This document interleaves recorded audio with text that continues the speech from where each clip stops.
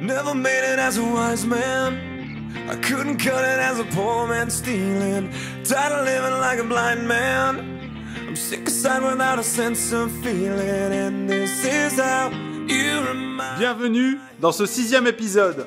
Nous allons finir l'installation du primaire, ainsi que la découpe du garde-boue avant, la fixation du garde-boue avant, et si nous avons le temps, nous allons créer notre système de frein arrière, qui sera très particulier. C'est parti!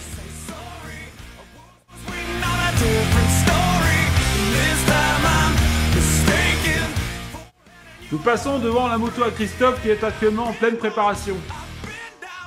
C'est un V-Rod avec un pneu de 280.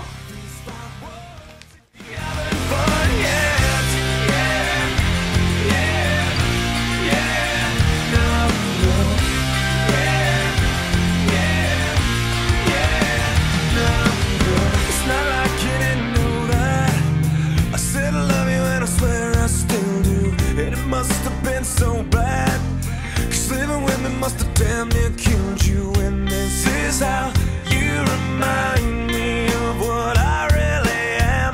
This is how you remind me of what I really am. It's not like you to say sorry. Après avoir monté ce magnifique primaire à courroie, on s'aperçoit qu'on a un problème dans l'ajustage des dents sur la sortie du moteur. Donc on va devoir faire un petit coup d'alésoir et retravailler un petit peu les dents pour que ça rentre l'un dans l'autre sans jeu. Le pignon avant est bien monté. Après un petit coup d'alésoir, ça passe mieux.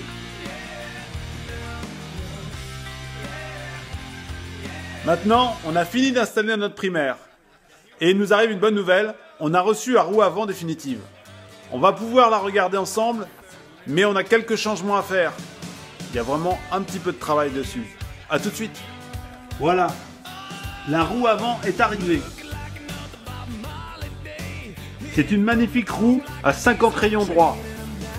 Les rayons sont chromés et le voile et le moyeu sont peints en noir. Par contre, pour l'installation sur notre fourche, nous avons besoin de diminuer la largeur du moyeu côté droit de la roue. Donc je l'ai donné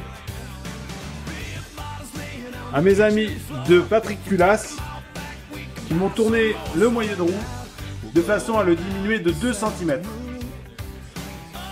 On va voir à quoi ça nous servira après. Pour l'instant, on va installer le pneu, un disque de frein qui nous servira de gabarit et nous allons pouvoir mettre en place le garde-boue avant que nous allons couper.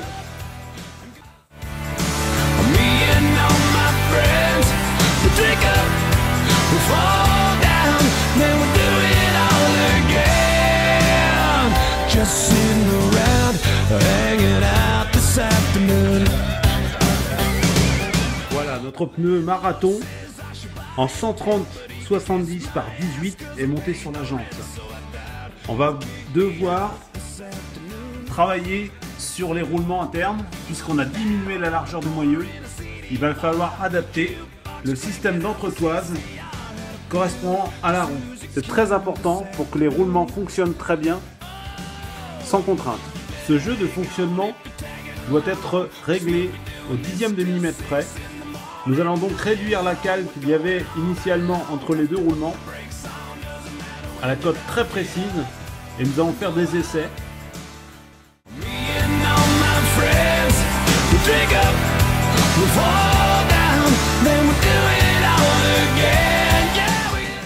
Voilà, notre roue avant est bien en place. Nous allons maintenant pouvoir commencer la découpe du garde-boue avant.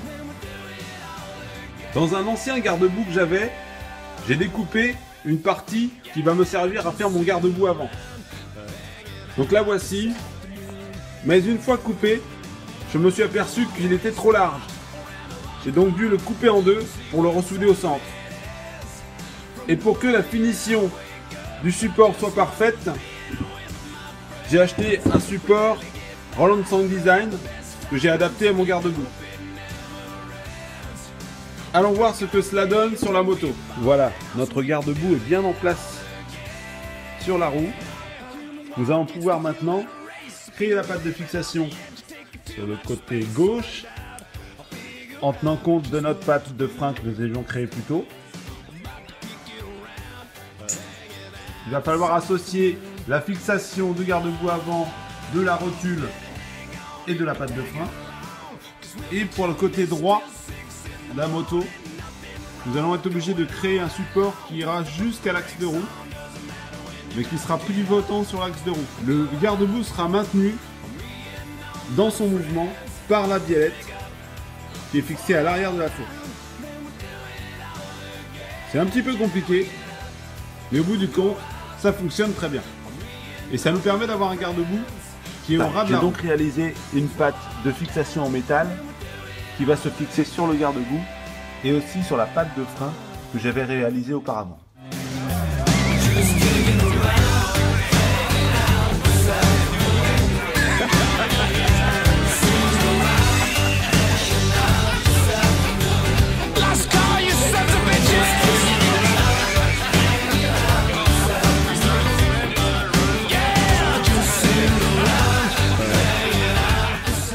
Voilà, nous allons créer un système de frein très particulier. Parce que nous allons placer en fait le disque derrière la couronne, à gauche de la moto.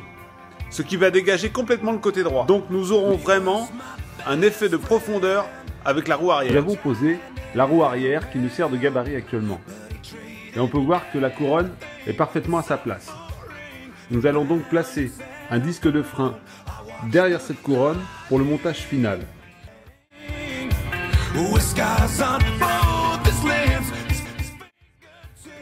C'est un procédé que j'avais déjà utilisé précédemment sur une autre moto. Donc nous avons notre étrier de frein 4 pistons. J'ai fabriqué donc une patte en aluminium avec un support que je vais souder sur le bras oscillant. Et la deuxième vis sera fixée à travers le bras oscillant sur une pièce qui sera en relation avec la pièce de tension de la roue arrière.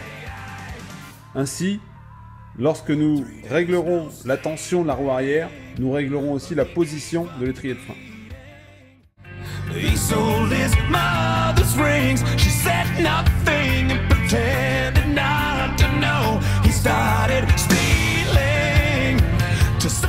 Nous avons donc réalisé une fenêtre dans le bras oscillant arrière.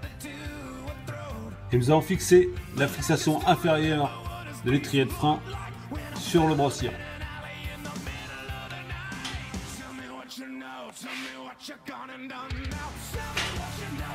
Voilà notre système mis en place.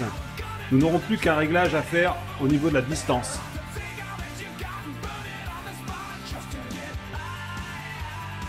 Nous avons enfin reçu les plaques qui ont été découpées au laser. On va regarder ce que ça donne. Voilà nos plaques qui sont arrivées de chez TFE à l'emballage, découpées au laser avec notre logo dessus. Il va maintenant falloir la former sur le bac à huile et la positionner comme il faut. Mais ça, ce sera pour le prochain épisode. On se retrouve bientôt pour la suite.